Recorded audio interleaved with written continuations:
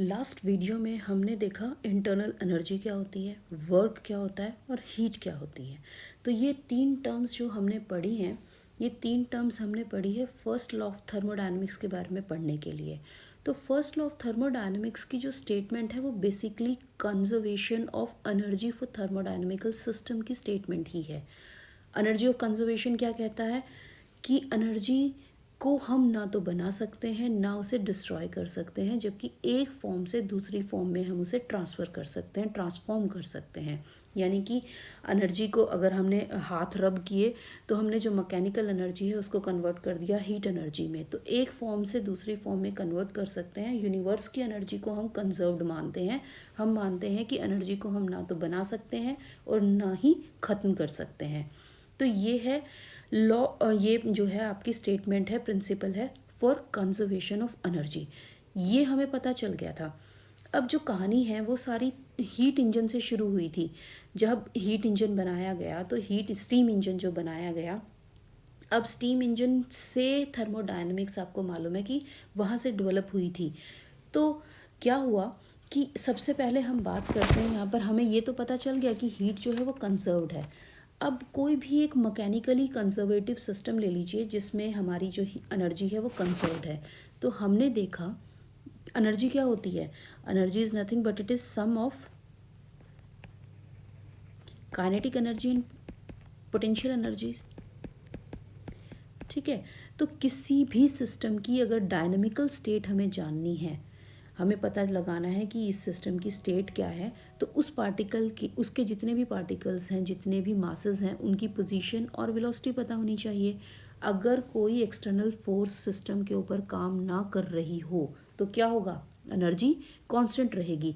अब यहाँ पर मैं क्या करती हूँ, मान लीजिए कि मेरे पास जो एक स्टेट है उसकी एनर्जी है यू ए, और इस स्टेट को मैं ए स्टेट मान रही हूँ, इसको स्टेट मान रही हूँ बी, और जो एक सक्सेसिव स्टेट है उसकी एनर्जी जो है वो है यू बी के बराबर। तो कॉरस्पॉन्डिंग एनर्जीज है मेरे पास यू ए और यू बी, ए स्टेट और बी स्टेट के लिए जो दो सक्सेसिव स्टेट्स हैं। अगर सिस्टम के ऊपर कोई एक्सटर्नल फोर्स काम ना कर रही हो तो क्या होना चाहिए, यू ए जो है वो यू बी के बराबर होनी चाहिए, क्योंकि जो पहली स्टेट है और दूसरी स्टेट है उसमें कोई काम, कुछ नहीं हो रहा है सिस्टम के ऊपर, कोई एक्सटर्नल फोर्स नहीं है, तो दोनों की एनर्जीज क्या रहनी चाहिए, सेम होनी चाहिए। अब क्या करते हैं, अब मान लीजिए हम एक्सटर्नल फोर्स लगा देते हैं सिस्टम के ऊपर। अगर एक्सटर्नल फोर्स लगा दी, अगर हमने एक्सटर्नल फोर्स लगाई, एक्सटर्नल फोर्स की प्रेजेंस में यू ए यू बी के बराबर नहीं होगा, क्योंकि एक्सटर्नल फोर्स लग गई है। अब फिजिक्स में आपको याद होगा वर्क की जो मैंने साइन की कन्वेंशन बताई थी, work done by the system,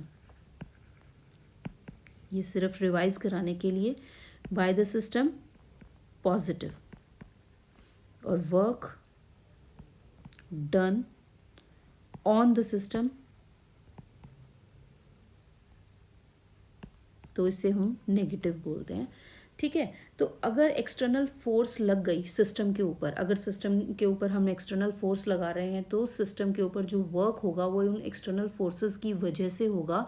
जब इनिशियल स्टेट यू ए से हम यू बी की तरफ जाएंगे तो वर्क मान लीजिए डब्ल्यू है, तो वर्क को हम कैसे लिखेंगे, माइनस डब्ल्यू। तो माइनस डब्ल्यू क्या हुआ, it is the work, minus sign क्यों लगाया, क्योंकि work done by the external forces, यानी कि सिस्टम के ऊपर काम हो रहा है, बाय द एक्सटर्नल फोर्सेस जो हमने लगाई हैं सिस्टम के ऊपर during transformation, during transformation from initial state A to final state B.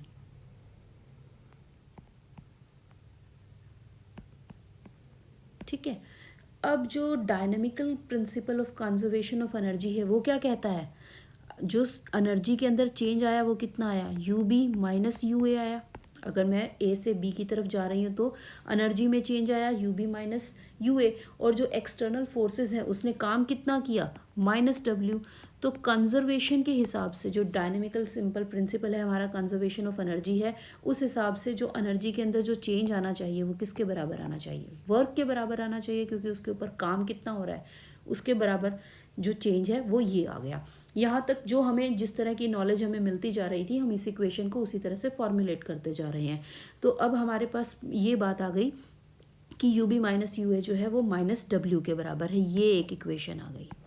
ठीक है, अब इस इक्वेशन से देखिए ध्यान से, तो क्या कंक्लूजन निकल रहा है कि जो वर्क है वो किस पे डिपेंड कर रहा है, वो यू बी और यू ए दो वैल्यूज पे डिपेंड कर रहा है, ना कि उस रास्ते पे डिपेंड कर रहा है जिस रास्ते से ये ट्रांसफॉर्मेशन हुई है। यानी कि जो स्टेट ए है वो बी पर पहुंची है, उस रास्ते से डब्ल्यू का कोई लेना देना नहीं है। इस इक्वेशन से साफ दिखाई दे रहा है कि डब्ल्यू क्या है, स्टेट फंक्शन है। वो बी जो स्टेट है उसके ऊपर कितनी एनर्जी है और ए स्टेट के ऊपर कितनी एनर्जी है, उन दोनों के डिफरेंस पे यहाँ पर डिपेंड कर रहा है। ठीक है, जबकि एक्चुअल में ऐसा है नहीं। अभी हम आगे आगे देखते हैं क्या होता है। अब एज्यूम करते हैं कि हमें इस डायनेमिकल सिस्टम के अलग अलग पार्टिकल्स के बीच में जो इंटरेक्शंस है उसका कोई हिसाब किताब नहीं पता, यानी कि जो आपस के इंटरेक्शंस के लॉज हैं उसके बारे में नहीं पता। अगर उसके बारे में नहीं पता तो क्या होगा, हम स्टेट जो उस किसी भी स्टेट की एनर्जी को कैलकुलेट नहीं कर पाएंगे, क्योंकि हमें उनके जो इंटरेक्शंस के लॉज ही नहीं पता। तो हमें नहीं पता लगेगा कि यू ए कितना है और यू बी कितना है। ठीक है, तो हमें यू ए को भी कैलकुलेट नहीं पता, क्योंकि हमें जितने भी मॉलिक्यूल्स के बीच के जितने भी इंटरेक्शंस हैं उनके लॉज नहीं मालूम। अभी तक तो मालूम भी नहीं है, तब तो बिल्कुल भी नहीं मालूम थे जब ये फॉर्मूला बनाया गया। ठीक है, तो अब यू ए नहीं मालूम, यू बी नहीं मालूम। अब क्या करते हैं देखिए आगे।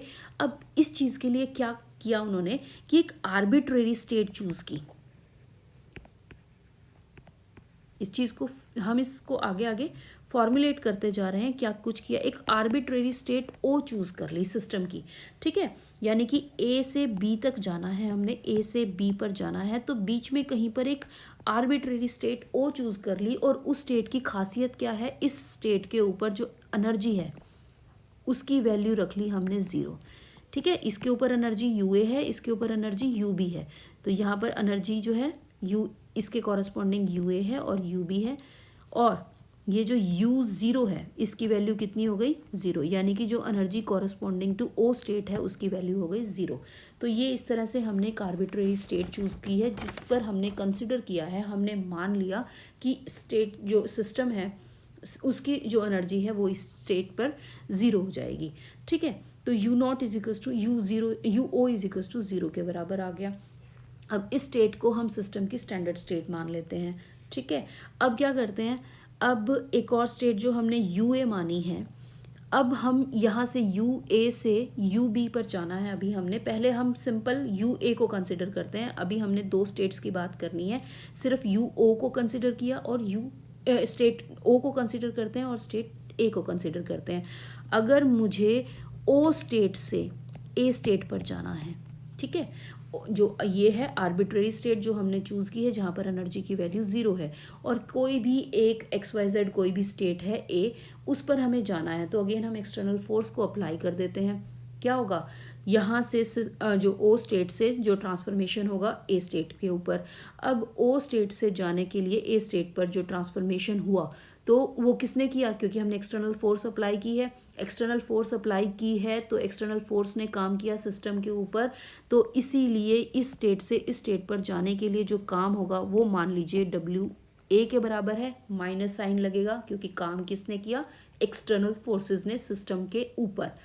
ठीक है, स्टार्टिंग वाली इक्वेशन ध्यान है आपको, ये इक्वेशन मैं बार बार लिखूंगी, U B minus U A is equal to minus W, जो इक्वेशन यहाँ से आई थी, तो ये मैंने यहाँ पर दोबारा लिखी है इसको।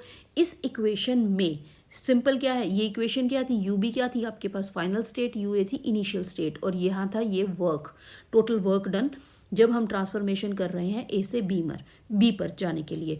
तो अब जब मैं इस कंडीशन की बात करूँगी, इस कंडीशन में इनिशियल स्टेट कितनी है, फाइनल स्टेट क्या है यू ए, इनिशियल स्टेट क्या है यू ओ, और वर्क कितना हुआ माइनस डब्ल्यू ए, और यू ओ की वैल्यू कितनी है 0, तो इसीलिए यहाँ से इस इक्वेशन से आएगा U A equals to minus W A. ये एक और इक्वेशन आ गई। अब इस इक्वेशन को हम हमारे जो सिस्टम की स्टेट की एनर्जी यूए को डिफाइन करने के लिए यूज़ करेंगे, क्योंकि अभी तक हमने ऊपर मैंने बोला था कि मैं यूए और यूबी को डिफाइन नहीं कर पा रही हूँ, क्योंकि मुझे आपस के इंट्रैक्शंस के बारे में कुछ नहीं मालूम, मॉलिक्यूल्स की इंट्रैक्शंस के बारे में। लेकिन यहाँ पर मैंने यूए को डिफाइन कर दिया इन टर्म्स ऑफ वर्क, तो मैंने यहाँ पर यूए को डिफाइन कर दिया। अब इस इक्वेशन से अगेन क्या पता चल रहा है कि डब्ल्यू ए किसका फंक्शन है, यू ए का, यानी कि अगेन यहाँ पर ये दिखाई दे रहा है कि पाथ के ऊपर तो डिपेंडेंस है ही नहीं इसका, तो डब्ल्यू ए किसके बराबर है, यू ए के बराबर। तो फिर से डब्ल्यू जो स्टेट है, अब इस यहाँ पर हम ओ और ए को डिफाइन करने, मतलब यहाँ पर फिर से हम देख रहे हैं कि ओ से ए पर जाने के लिए जो पाथ चूज किया गया उसका तो इस इक्वेशन से कोई लेना देना नहीं है, कोई अभी तक कोई कनेक्शन दिखाई नहीं दे रहा है हमें। अगेन हमें दिखाई दे रहा है कि जो है यू ए स्टेट पर, ओ स्टेट से ए स्टेट पर पहुंचने में जो आपके पास वर्क है वो किसके बराबर है, यू ए के बराबर, यानी कि फाइनल जो वैल्यू आएगी इनिशियल जो इंटरनल एनर्जी की उसके बराबर है। तो अभी तक यहाँ तक हमारे पास है कि डब्ल्यू क्या आ रहा है, स्टेट फंक्शन आ रहा है। यही हमने जो है अपनी पहली इक्वेशन, जो हमारी पहली इक्वेशन ये वाली थी, यहीं से देखा था। लेकिन आपको मालूम है डब्ल्यू क्या होता है, पाथ फंक्शन। जब हमने एक्सपेरिमेंटली देखा तो ये प्रॉपर्टी होल्ड नहीं हुई, क्योंकि वर्क क्या है, वर्क का सिर्फ स्टेट पर डिपेंडेंस प्रूव नहीं हुआ कि जो वर्क है वो स्टेट फंक्शन है, ये कहीं पर प्रूव नहीं हुआ। तो इसका मतलब क्या हुआ कि या तो जो हमने इनिशियली माना था कि एनर्जी कंजर्व्ड है, या तो वहाँ गलती है हमारी, या फिर इस वर्क के अलावा कोई और मोड, कोई और वैल्यू इस इक्वेशन में लानी चाहिए, कोई mode of transfer of energy भी है जो अभी हमने इस इक्वेशन में इंक्लूड नहीं किया, जिसे अब हमने इंक्लूड करना है। ठीक है, यानी ये इक्वेशन अधूरी है। अब जो एनर्जी का कंजर्वेशन का लॉ है उसको तो हम डिस्कार्ड नहीं कर सकते हैं, उसका तो हमें पता है वो सही है। ठीक है, उसको तो हमने मानना है। इसका मतलब जो दूसरी बात मैंने की है कि कोई और तरीका भी होना चाहिए ट्रांसफ़र का एनर्जी का, तो वो यहाँ पर इंक्लूड नहीं हुआ है उस वैल्यू को, क्योंकि अभी तक जब हमने बात की थी तो ठीक है स्टीम इंजन पे हम कुछ एक्सटर्नल काम कर रहे थे और वो कुछ वर्क दे रहा था। अभी तक हीट को एग्जैक्टली डिफाइन नहीं किया गया था, हीट किसी के समझ में नहीं आई थी कि हीट क्या है। वो धीरे धीरे जैसे वर्क, क्योंकि इंजन काम कर रहा है वो दिखाई दे रहा है, लेकिन हीट का अभी कॉन्सेप्ट नहीं आया। तो इक्वेशन हमारे पास इस तरह से आ गई। ठीक है, अब इसको थोड़ा और तरीके से देखते हैं। अब क्या करते हैं, आप देखिए, मान लीजिए ए स्टेट से बी स्टेट की ट्रांसफॉर्मेशन हमने कंसिडर करनी है, यानी कि मेरे पास स्टेट ए है और यहाँ पर स्टेट बी है, ए से बी पर जाना है। ठीक है, इसको, ये तो हमने ए से बी पर जाने के लिए इसको हम थोड़ा सा देखते हैं दूसरे तरीके से। इसमें क्या करते हैं, हम दो ट्रांसफॉर्मेशंस के तौर पे इसे हम यूज़ करते हैं। यहाँ पर हम क्या करते हैं, बीच में एक और स्टेट ले लेते हैं ओ, जो आर्बिट्रेरी स्टेट है, जिसे हम स्टैंडर्ड स्टेट मान रहे हैं और जिसमें यू ओ जो है वो 0 के बराबर है। ठीक है, ए से बी पर जाएंगे और ओ से बी पर जाएंगे, यानी कि मैंने जो ए से बी पर जाना था उसे दो ट्रांसफॉर्मेशंस में कन्वर्ट कर दिया है। अब ए से ओ पर जाएंगे, फिर ओ से बी पर जाएंगे। ओके, तो सबसे पहले क्या करते हैं, इनिशियल स्टेट ए को ट्रांसफॉर्म करते हैं स्टैंडर्ड स्टेट ओ में और फिर ओ को ट्रांसफॉर्म करते हैं बी में। तो पहले जो ट्रांसफॉर्मेशन की है उसमें क्या हुआ, उसमें जो ओ ए से जब ओ पर गए हैं तो मान लीजिए वर्क जो हुआ वो जो हुआ उस केस में वो हुआ -WA, क्योंकि एक्सटर्नल फोर्सेस की वजह से हमने ए से ओ पर हम पहुंचे हैं। तो एक्सटर्नल फोर्सेस ने काम किया है सिस्टम के ऊपर, इसीलिए यहाँ पर मैंने माइनस साइन लिया है। ठीक है, अब ओ को क्या कर रहे हैं, हम स्टैंडर्ड मान रहे हैं। तो देखिए, अगर मैं इसको स्टैंडर्ड मान रही हूँ तो इसके इस साइड वाला जो वर्क है अगर वो नेगेटिव है तो इसके इस साइड वाला वर्क क्या होना चाहिए, पॉजिटिव होना चाहिए। ठीक है, अगर कोई भी स्टेट है उस स्टेट से उस रेफरेंस स्टेट तक हम पहुंच रहे हैं और हम नेगेटिव काम कह रहे हैं, तो उसके बियॉन्ड अगर मुझे जाना है तो ऑब्वियसली काम क्या होगा, पॉजिटिव होगा। तो जब ओ से बी पर जाएंगे तो जो काम किया गया तो वो सपोज WB होगा प्लस का। ठीक है, तो यहाँ पर ये चीज़ आ गई। तो टोटल अमाउंट ऑफ वर्क अगर मुझे ट्रांसफॉर्मेशन में जो निकालना है, जो टोटल अमाउंट ऑफ वर्क जो काम किया गया ए से बी तक जाने में, तो मान लीजिए वो W के बराबर है और वो किसके बराबर होगा, इन दोनों सम्स के बराबर, that is equals to -WA plus WB। दोनों वर्क को ऐड कर देंगे तो मेरे पास टोटल वर्क आ जाएगा। अगेन यहाँ पर देखिए, this is again independent of path of transformation. अभी तक पाथ ऑफ ट्रांसफॉर्मेशन का कोई जिक्र नहीं आ रहा है, ठीक है। अब यहाँ पर आपने पहली इक्वेशन देखिए, यहाँ पर ये वाली इक्वेशन मैंने लिखी थी, U A equals to minus W A आ गया था, ठीक है। इसी के एनालॉगस अगर मैं ए की जगह बी स्टेट ले लूँ तो यू बी किसके बराबर होगा, माइनस डब्ल्यू बी के बराबर। यानी कि मैंने इस इक्वेशन में ए की जगह सिंपल बी पुट कर दिया है, तो मेरे पास ये दो इक्वेशंस आ गई, ठीक है। अब इन दोनों इक्वेशंस में से क्या करते हैं, मैंने सेकंड इक्वेशन में से फर्स्ट इक्वेशन को माइनस करती हूँ, तो U B minus U A equals to minus W B minus minus W A, ठीक है जी, minus W B plus W A. देखिए, ठीक है, that can be written as minus W A plus W B with sign minus, बाहर का ले लेते हैं हम। और ये किसके बराबर है, यहाँ से देखिए ये इसके बराबर है, that can be written as minus W. Clear है। तो यहाँ पर हमने क्या निकाला कि जो ये माइनस डब्ल्यू, डब्ल्यू क्या था आपके पास, टोटल वर्क था जब हम ए से बी पर जा रहे हैं। ए से बी तक जाने में जो टोटल काम किया गया वो क्या है, U B minus U A के बराबर। और ये जो इक्वेशन है U B minus U A equals to minus W, ये मेरी पहली इक्वेशन थी, अगर आपको ध्यान हो, जो मैंने यहाँ लिखी है ये इक्वेशन, ठीक है। तो U B minus U A is equals to minus W, यानी कि ए स्टेट से बी स्टेट पर जाने के लिए जो काम किया गया वो अगर डब्ल्यू है तो वो इस तरह से आ गया। अब मैंने दो स्टेट्स के अंदर उसे डिवाइड कर दिया, यानी कि मैंने उसे दो ट्रांसफॉर्मेशन में डिवाइड किया। ए से बी पर डायरेक्ट जा रही थी तो भी मेरे पास वही इक्वेशन आ रही थी, अगर मैंने यहाँ पर बीच में एक और रेफरेंस स्टेट ले ली है तो मेरे पास सेम इक्वेशन आ रही है, ठीक है। तो यहाँ तक आ गई मेरे पास सेम इक्वेशन। अब फाइनली हम नोटिस कर रहे हैं कि इस इक्वेशन से, यहाँ जो ये इक्वेशन आई है, इससे एटलीस्ट इतना तो नोटिस हो रहा है कि अगर मैं बीच में ए से बी तक जाने में डायरेक्ट अगर ए से बी में जा रही हूँ तो मेरे पास सेम वर्क आ रहा है।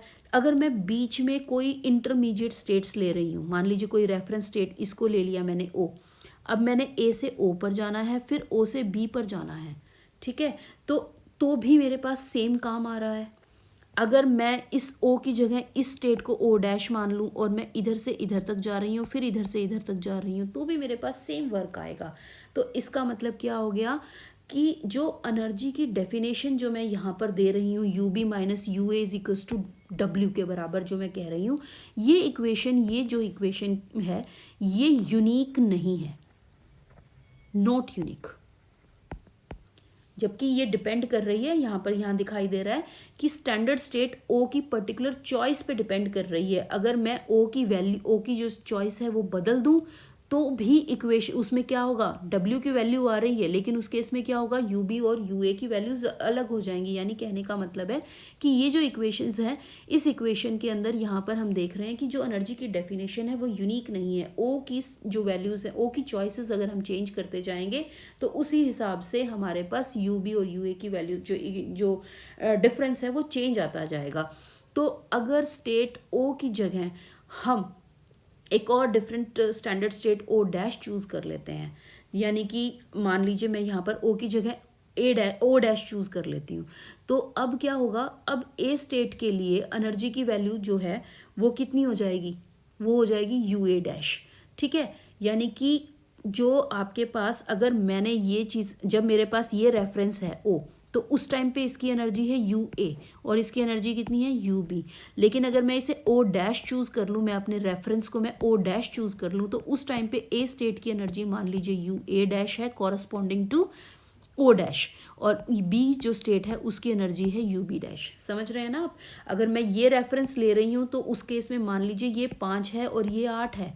अगर मैं रेफरेंस बदल दूँ, यानी कि मैं 2 ऊपर चली जाऊँ, तो उस केस में क्या होगा, ये कितना हो जाएगा, ये यहाँ पर ये जो वैल्यू है, अगर यहाँ से लेकर यहाँ तक का जो डिफरेंस है ये 5 हो गया और मैं 2 ऊपर चली गई, तो ये वैल्यू कितनी हो जाएगी, 7 हो जाएगी। और ये जो वैल्यू है जो 8 थी, अब 2 का चेंज आ गया तो ये वैल्यू कितनी हो जाएगी, 6 हो जाएगी। तो जैसे मैं रेफरेंस लेवल अपना चेंज करूँगी तो उसके में क्या होगा कि यू ए की वैल्यू क्या हो जाएगी, चेंज हो जाएगी यू ए डैश में, और यू बी की वैल्यू क्या चेंज हो जाएगी, यू बी डैश में, ठीक है। एनर्जीज की वैल्यू चेंज हो जाएगी। इसीलिए मैं बोल रही हूँ कि जो आपके पास एनर्जीज की जो वैल्यू है वो सेम नहीं रहेगी अगर मैं रेफरेंस लेवल को बदलती जाऊंगी। ठीक है, हालांकि जो यूए और यूए डैश जो मैं आपको बोल रही हूँ, यूए और यूए डैश के बीच में एक एडिटिव कांस्टेंट है। जैसे मैंने बताया ना कि मैं ये जो वैल्यू मैं जिस लेवल पे चेंज करूँगी वो वाला रिलेशन इन दोनों के बीच में भी होगा। जैसे मैंने 2 से चेंज किया तो definitely U A dash minus U A किसके बराबर होना चाहिए, 2 के बराबर होना चाहिए। तो इसका मतलब इन दोनों के बीच में एक एडिटिव कांस्टेंट रहेगा। ठीक है, तो यानी इन दोनों के बीच में एक रिलेशन तो रहेगा। अब देखिए, अब क्या करते हैं हम ओ डैश से ए स्टेट पर जाने के लिए। अब मैंने रेफरेंस लेवल चेंज किया है ओ डैश, मेरे पास ओ डैश है। ओ डैश से मुझे ए स्टेट पर जाना है। ठीक है, बीच में कहीं पर ओ भी है, तो ओ डैश से मुझे ए पर जाना है। तो ओ डैश से ए जाने के लिए अगेन मैं 2 ट्रांसफॉर्मेशन लूंगी। ओ डैश से पहले ओ पर गए, फिर ओ से ए पर गए। ठीक है, तो अगेन यहाँ पर मैंने देखा वर्क अगर मैं परफॉर्म जो अगर मुझे निकालना है, मान लीजिए जब मैंने reference level O dash choose किया है तो जो वर्क है वो डब्ल्यू ए डैश के बराबर है। डब्ल्यू ए डैश किसके बराबर होना चाहिए, W O dash O plus W A. Same direction है, नीचे की तरफ जा रहे हैं, इसीलिए मैंने सेम साइन ले लिया। ठीक है, यहाँ पर ओ डैश ओ क्या है, ये वर्क है जब ओ डैश से ओ पर जा रहे हैं। डब्ल्यू ए क्या है, ओ से ए पर जाने का काम है। ठीक है, तो यहाँ पर ये चीज़ आ गई मेरे पास, डब्ल्यू ए डैश की वैल्यू आ गई। अब यहाँ पर मेरे पास यू ए किसके बराबर था, माइनस डब्ल्यू ए के बराबर। याद होगा आपको, इक्वेशन मैं ऊपर दिखाऊँ आपको, ये देखिए ये रही इक्वेशन, यू ए किसके बराबर है, माइनस डब्ल्यू ए के बराबर। तो इस इक्वेशन से मैंने यहाँ पर ये लिख लिया, अगर यू ए माइनस डब्ल्यू ए के बराबर है तो यू, अगर इसकी एनालॉगस इक्वेशन लिखनी है तो यू ए डैश किसके बराबर होना चाहिए, माइनस डब्ल्यू ए डैश के बराबर होना चाहिए। यहाँ से मैं अगर ये लिखना चाहूँ U A, so that you A minus U A dash किसके बराबर होना चाहिए, minus W A, you A किसके बराबर है, माइनस डब्ल्यू ए के बराबर, माइनस माइनस डब्ल्यू ए डैश। ठीक है, यहाँ से क्या आएगा, minus W A plus W A dash. ठीक है, तो यहाँ से आ गया W A dash minus W ए के बराबर आ गई। ये इक्वेशन थी मेरे पास, ये वाली इक्वेशन। यहाँ से देखिए, यहाँ से मैं लिखना चाहूँ अगर डब्ल्यू ए डैश यहाँ पर है मेरे पास, माइनस इधर ले जाऊँ मैं, तो इस इक्वेशन से मेरे पास आएगा W A dash minus W ए किसके बराबर, डब्ल्यू ओ डैश ओ के बराबर। तो मैं इस यहाँ लिख देती हूँ डब्ल्यू ओ डैश ओ। तो जो U A minus U A dash है वो इसके बराबर आ गया। यानी कि जो अगर रेफरेंस लेवल्स में बदल रही हूँ तो 2 एनर्जी स्टेट्स जो हैं सेम लेवल की, सेम स्टेट की जो एनर्जीज हैं, जब रेफरेंस लेवल बदला जा रहा है तो उनकी जो वैल्यूज़ हैं वो बदली जाएंगी, और वो किसके बराबर होगी, वो किसी कांस्टेंट के बराबर होगी। इसका मतलब अगर रेफरेंस लेवल बदल दिया तो जो वर्क है वो 0 नहीं आ रहा है, वो एक कांस्टेंट के बराबर आ रहा है। ठीक है, तो यहाँ से हमें दिखाई दे रहा है कि इन दोनों के बीच का जो डिफरेंस है वो सेम, वो जो डिफरेंस है वो कांस्टेंट आ रहा है। कांस्टेंट का मतलब क्या हो गया कि यू ए डैश के बराबर नहीं है। इसका मतलब जब मैंने इंटरमीडिएट स्टेट बदली है तो मेरे पास कोई एक कांस्टेंट आ रहा है। ठीक है, यहाँ तक ये बात आ गई।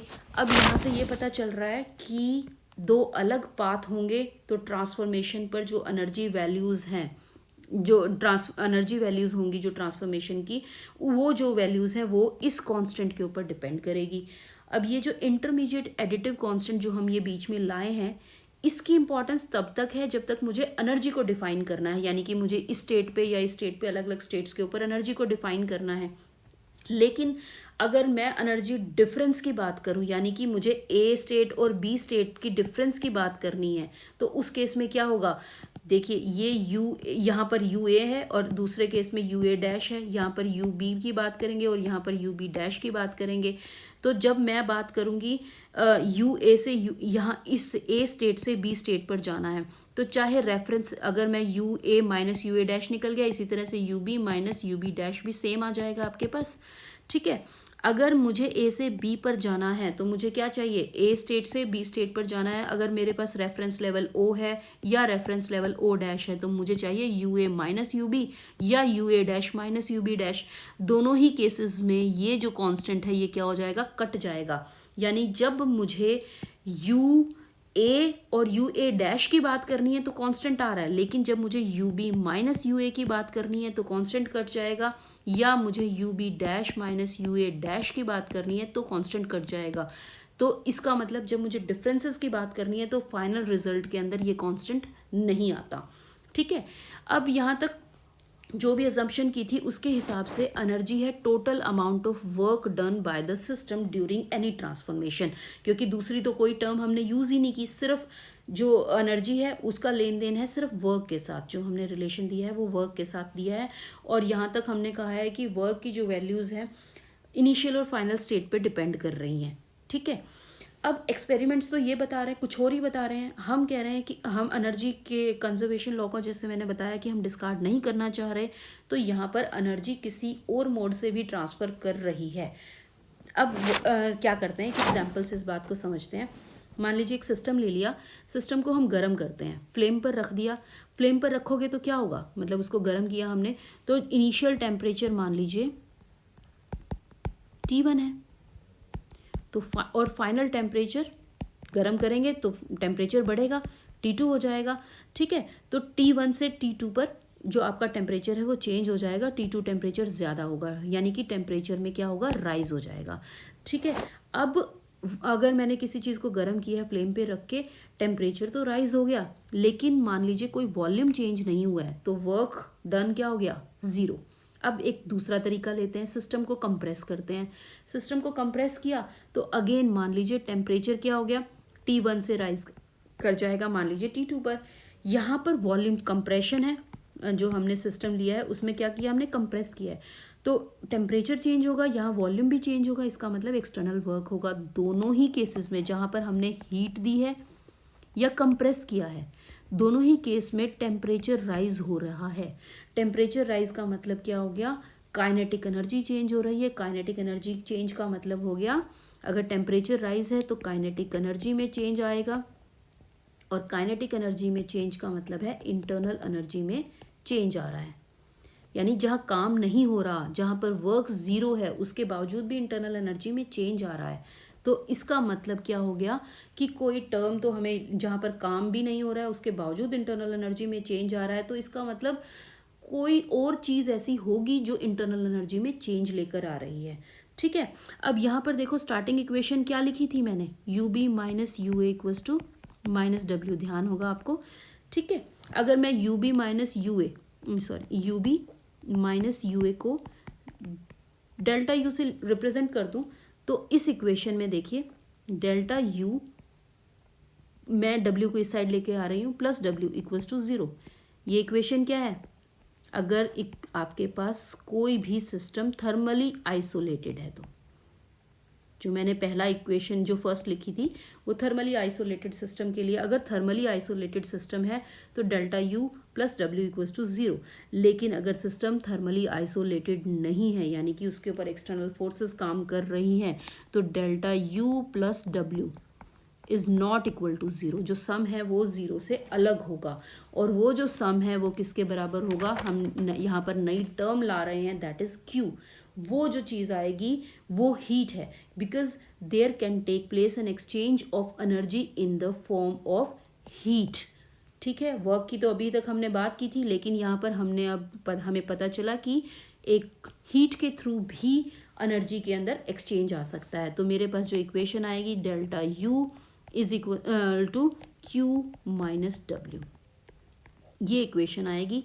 And this equation is first law of thermodynamics. यही इक्वेशन है फर्स्ट लॉ ऑफ थर्मोडायनामिक्स की। ठीक है, तो फर्स्ट लॉ ऑफ डायनामिक्स क्या कह रहा है कि amount of heat given to a system, amount of heat की अगर मैं बात करूं, अमाउंट ऑफ, इसको मैं इस तरह से भी लिख सकती हूँ कि Q equals to delta U plus W. ठीक है, तो अमाउंट ऑफ हीट अगर हम सिस्टम को दे रहे हैं, तो वो जो हीट है सिस्टम के अंदर वो दो चीज़ें प्रोड्यूस करेगी, एक तो इंटरनल एनर्जी के अंदर चेंज, और दूसरा वर्क, एक्सटर्नल वर्क। ठीक है, मैकेनिकल वर्क। तो एक्सटर्नल वर्क या मैकेनिकल वर्क होगा अगर हम किसी भी सिस्टम को हीट दे रहे हैं, तो इंटरनल एनर्जी के अंदर चेंज आएगा, यानी उसके टेम्परेचर में चेंज आ सकता है, और दूसरा एक्सटर्नल वर्क हो सकता है। This is the statement of first law of thermodynamics. ये फर्स्ट लॉ ऑफ थर्मोडायनेमिक्स कह रहा है।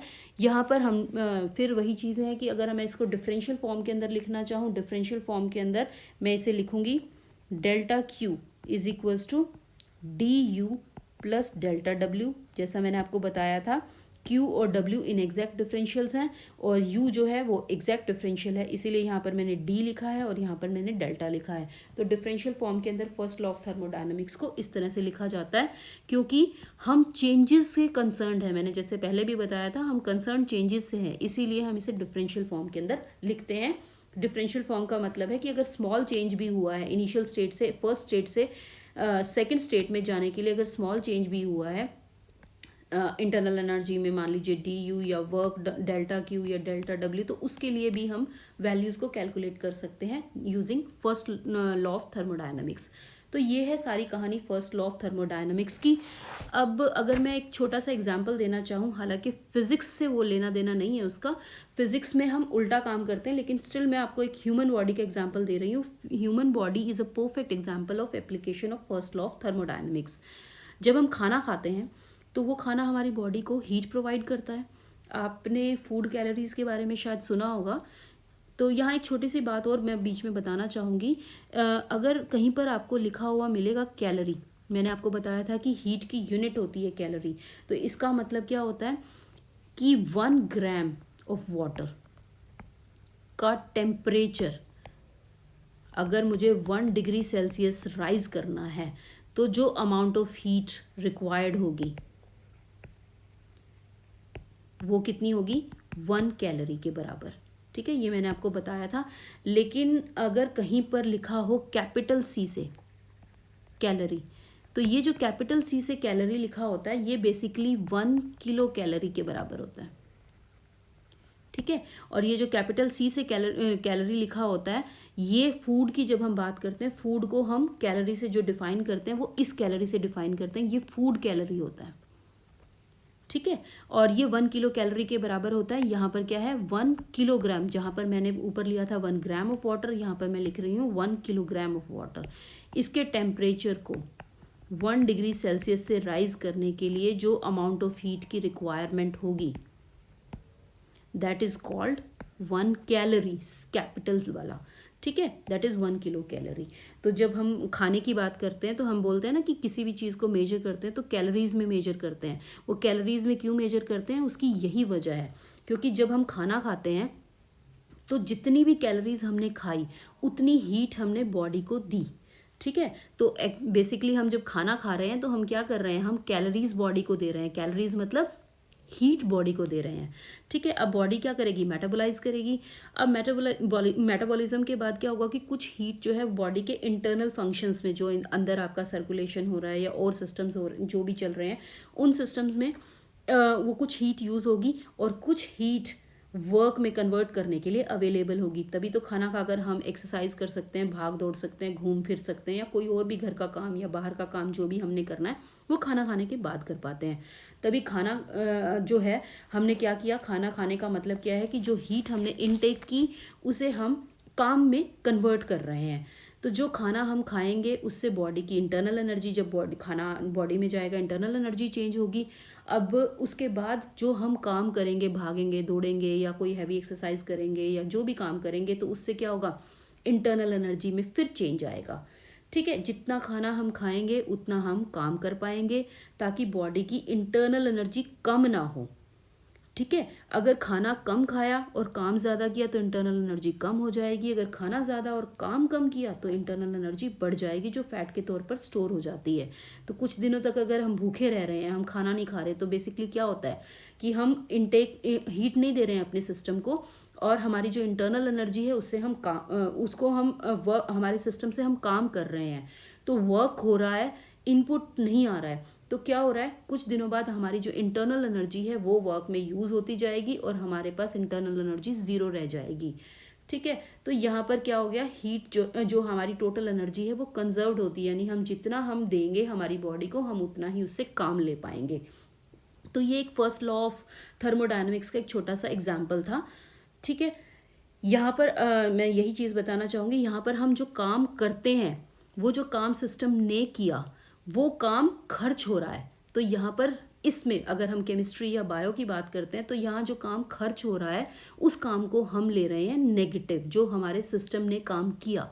लेकिन जब हम फिजिक्स की बात करते हैं, तो फिजिक्स में जो हमारे सिस्टम ने काम किया, वो हमारा डिज़ायर्ड काम होता है। इसीलिए वहाँ पर हम जो वर्क है उसको हम पॉजिटिव लेते हैं। इसीलिए मैंने कहा था कि ये एग्जांपल हम फिजिक्स के पॉइंट ऑफ व्यू से नहीं लेते हैं, लेकिन सिंपल एक बॉडी का एग्जांपल लेकर आपको फर्स्ट लॉ ऑफ थर्मोडायनेमिक्स समझाना था कि कैसे इसको हम बॉडी के ऊपर अप्लाई करते हैं। तो ये एक प्रैक्टिकल एग्जाम्पल है, ठीक है। सिर्फ साइन का फ़र्क है, बाकी कहानी सारी सेम है।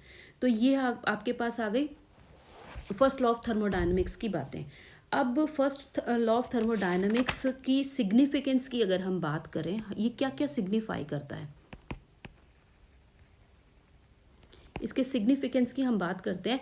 पहली चीज़ तो ये इक्वेशन एस्टेब्लिश करती है हीट और वर्क के बीच में रिलेशन, यानी कि heat can be converted into work and work can be converted into heat. Heat और वर्क के बीच का इक्विवेलेंस को एस्टैब्लिश करती है ये इक्वेशन, ठीक है।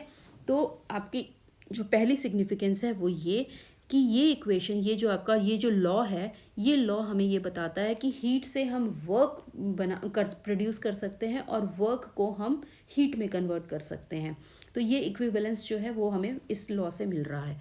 उसके बाद इसने क्या किया, इस लॉ ने इंटरनल एनर्जी, जो सेकंड सिग्निफिकेंस है वो है कि इसने इंटरनल एनर्जी को डिफाइन किया कि इंटरनल एनर्जी चीज़ क्या है। इंटरनल एनर्जी के बारे में हमें बताया और हमें ये पता चला कि इंटरनल एनर्जी क्या है, it is a function of state of the system, यानी कि इंटरनल एनर्जी सिस्टम के स्टेट के ऊपर डिपेंड कर रही है, ना कि किसी ट्रांसफॉर्मेशन के ऊपर डिपेंड कर रही है।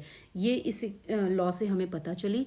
दूसरी बात, जो नेक्स्ट बात है वो हमें पता चली इस इक्वेशन, इस जो लॉ से, कि ये किसी भी ऐसी मशीन की कंस्ट्रक्शन के फेवर में नहीं है जहाँ पर इनपुट कुछ भी ना हो, उसके बावजूद भी ये अपने आप काम कर सके। जैसे मैंने अभी बॉडी का एग्जांपल दिया था, हम खाना नहीं खा रहे हैं उसके बाद भी हम काम करते रहें, ऐसी कोई भी मशीन, ये तो बॉडी की बात है, ऐसी कोई आर्टिफिशियल मशीन भी, मैन मेड मशीन भी नहीं हम बना सकते जिसमें हम कोई इनपुट नहीं दे रहे हैं, विदाउट एनी इनपुट।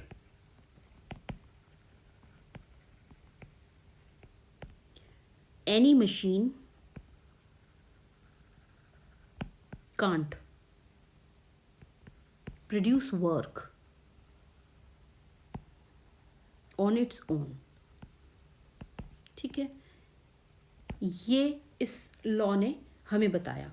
उसके बाद जो इसने नेक्स्ट बात बताई, जो कि जो हीट है, हीट को यहाँ पर, क्योंकि वर्क तक तो हमें पता था, हीट के बारे में नहीं पता था, यहाँ पर इसने हाईलाइट किया कि हीट जो है that is energy in transit. Energy base, ये क्या है आपके पास, हीट क्या है, that is energy in transit. Transit का मतलब है कन्वेयंस या ट्रांसपोर्टेशन ऑफ एनर्जी, यानी कि एक जगह से दूसरी जगह पर एनर्जी को भेजने का एक तरीका है हीट, ठीक है। तो हीट को एनर्जी को ट्रांसपोर्ट करने का एक तरीका हीट है। ये यहाँ पर इस लॉ से सिग्निफाई हुआ। ये सारी चीज़ें थी कि यहाँ पर हमें फर्स्ट लॉ ऑफ थर्मोडायनेमिक्स बता दिया गया।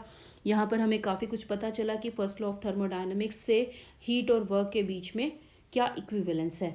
अब लेकिन जब अगर हमें सारा कुछ इसी लॉ से पता चल जाता तो हम शायद अपनी स्टडीज़ यहाँ तक ही ख़त्म कर लेते, लेकिन यहाँ पर हमने देखा कि इस लॉ से कुछ चीज़ें हमें पता नहीं चल रही। तो इस लॉ की कुछ लिमिटेशंस भी हैं। उन लिमिटेशंस की बात करते हैं। इस लॉ ने सबसे पहली चीज़ हमें ये कहीं पर भी कोई जिक्र नहीं आया कि हीट कहाँ से कहाँ फ्लो करेगी। हीट तो फ्लो करेगी ओके, लेकिन हीट गर्म बॉडी से ठंडी बॉडी पर फ्लो करेगी, ये इस इक्वेशन से कहीं पर भी दिखाई नहीं दे रहा था। सिस्टम को जो हीट मिल रही है वो पॉजिटिव, जो सिस्टम हीट बाहर दे रहा है वो नेगेटिव, ओके। लेकिन हीट जो है गर्म बॉडी से ठंडी बॉडी की तरफ फ्लो करेगी, उसका कोई जिक्र नहीं है।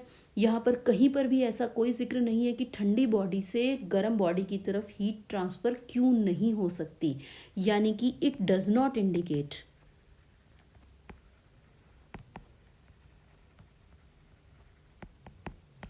The direction of heat flow. Heat flow की डायरेक्शन की कहीं कोई बात ही नहीं है। तो ये इसका पहला लिमिटेशन है। उसके बाद दूसरी लिमिटेशन की अगर हम बात करें, मान लीजिए हमने एक राइफ़ल है हमारे पास और राइफ़ल से हमने बुलेट फायर किया। अब बुलेट फायर करने के बाद क्या होगा, आपको मालूम है जो आपका जो बुलेट काइनेटिक एनर्जी गेन करेगा, और वो जो काइनेटिक एनर्जी है उस काइनेटिक एनर्जी का कुछ पार्ट हीट में कन्वर्ट हो जाएगा और उस बुलेट को गर्म कर देता है। ठीक है, तो अब यहाँ पर हमारे पास इस लॉ से कहीं पर भी ये पता नहीं चल रहा था कि वो जो कितनी काइनेटिक एनर्जी है जिसे वो हीट में कन्वर्ट कर रहा है, यानी कि अमाउंट ऑफ काइनेटिक एनर्जी का कोई जिक्र नहीं है कि इतनी काइनेटिक एनर्जी हीट में कन्वर्ट हो रही है और इतनी काइनेटिक एनर्जी की वजह से वो आगे मूव करेगी। ठीक है, ये प्रॉब्लम थी। उसके बाद ये भी नहीं पता चला कि अब जैसे गोली चल गई, गोली चलने के बाद तो जो काइनेटिक एनर्जी है वो हीट में कन्वर्ट हो गई। अब अगर मैं उसे वापस हीट करूं बुलेट को, जैसे हीट में कन्वर्जन हो गया काइनेटिक एनर्जी का, अब मैं उसे और हीट देकर उतनी ही काइनेटिक एनर्जी वापस उसको मैं दे रही हूँ, और मैं ये कह रही हूँ कि ये राइफ़ल जो है, ये जो बुलेट है, ये वापस राइफ़ल में आ जाए, क्योंकि मैंने जो चीज़ जितना काम उसके ऊपर, जितनी हीट उसकी बाहर गई है, मैं उतनी हीट और सिस्टम के अंदर दे रही हूँ। और मैं ये चाह रही हूँ कि अब जो राइफ़ल जो मैं बाहर बुलेट जो बाहर निकल गई है राइफ़ल से बुलेट, वो वापस राइफ़ल में आ जाए। ये ऐसा तो फिजिबल है नहीं, ऐसा हो नहीं रहा है, लेकिन ये बात first law of thermodynamics explain नहीं कर पा रहा है। ठीक है, तो ये जो इसका जो सेकंड लिमिटेशन है वो ये कि it does not indicate anything about the condition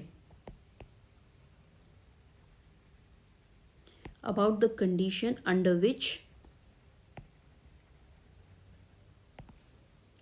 heat can change into work।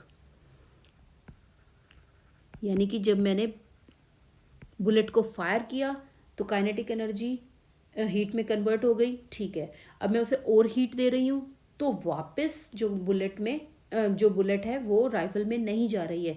यानी कि मुझे ये नहीं पता चल रहा है कि किस कंडीशन में तो कोई जो प्रोसेस है वो हो सकता है और किस कंडीशन में वो प्रोसेस नहीं होगा। यानी कि राइफल से बाहर तो निकल गई लेकिन वापस राइफल में नहीं आ रही है। रिवर्स प्रोसेस क्यों नहीं हो रहा है, इसको एक्सप्लेन नहीं कर पा रहा है हमारा फर्स्ट लॉ ऑफ थर्मोडायनामिक्स।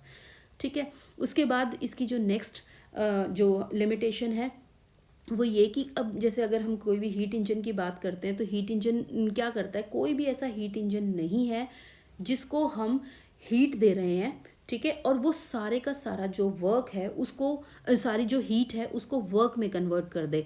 यानी कि यहाँ पर हमारे पास इस फर्स्ट लॉ ऑफ थर्मोडायनामिक्स ने ये स्पेसिफाई नहीं किया कि कितनी हीट वर्क में कन्वर्ट हो सकती है।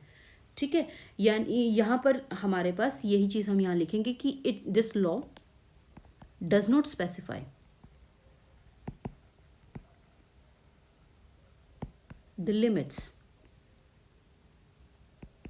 To which heat can B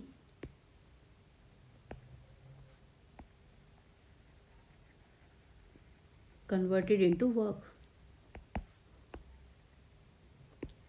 ठीक है, यानी कि हमारे पास इस तरह का हमने देखा कि कोई भी ऐसा हीट इंजन नहीं बन सकता जो हीट इंजन जितना हम उसे हीट दे रहे हैं उस सारी की सारी हीट को जो है वो वर्क में कन्वर्ट कर दे। सराउंडिंग में कोई भी हीट को रिजेक्ट कर, मतलब कोई भी पार्ट जो है हीट का उसको रिजेक्ट करने की बजाय जितनी हीट दी वो सारे का सारा वर्क में कन्वर्ट कर दे, ऐसा कोई भी हीट इंजन नहीं बन सकता।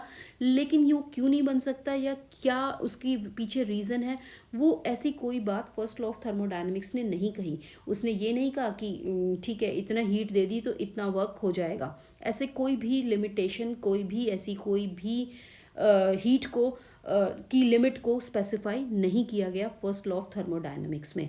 तो